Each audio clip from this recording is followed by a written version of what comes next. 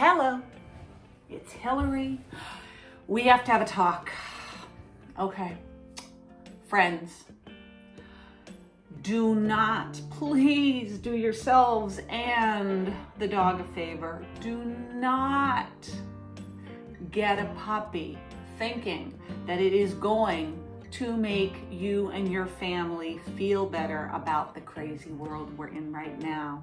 Do not think that it's a good idea to get a puppy just because you're working at home and it'll all just somehow magically work out because you're working at home.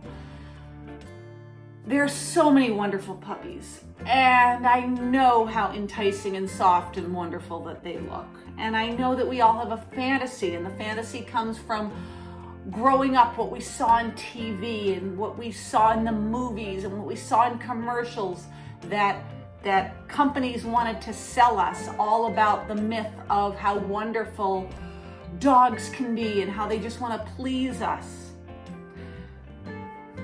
When you've developed a relationship with your dog, they will want to please you. But puppies,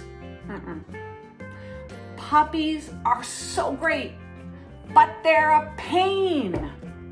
They are all-consuming. They are difficult. They are crazy. They have sharp teeth like a piranha, and they are going to try to bite you and your children all the time that they're awake and they're out of their crate.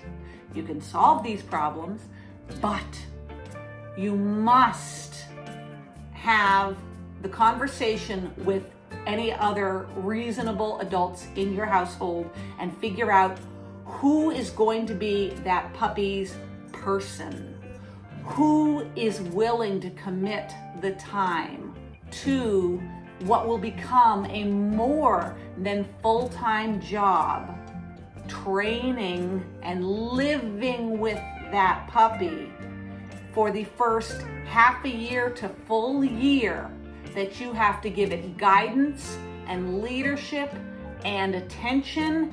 And even when you're tired, and even when you're sick, and even when you're worried about the economy, even when your kids are driving you crazy, even when your spouse is driving you crazy, even when you're driving yourself crazy, that puppy needs a committed person to step up and do the hard work.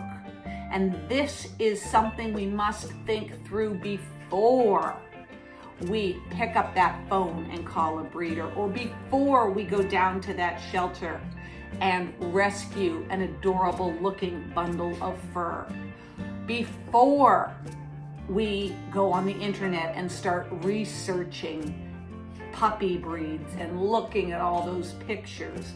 Because there's one thing that the most expensive purebred puppy have in common with the abandoned puppy in a shoebox. What they both have in common is that they are need sponges. They are going to need your time. They're going to need your attention. They're going to need your money. They're going to need your work. They're going to need your patience. They're going to need so much from you. Please know that when you get a puppy, it's not because you want something to cheer you and your kids up. The world is dark right now, and the world is uncomfortable. And adding a puppy into your life when you've got so many other concerns going on, if you're not prepared for how much work and how much commitment it is, isn't fair to you, isn't fair to your family, and certainly isn't fair to that puppy and the dog that it will become. So please, please, please, friends, I will help you.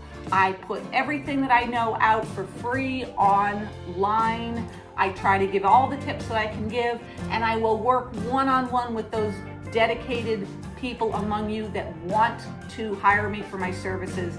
But nobody can do the work for that puppy except for you. So please make sure that you have made that commitment before you bring a puppy into your home, because it's a lot of work.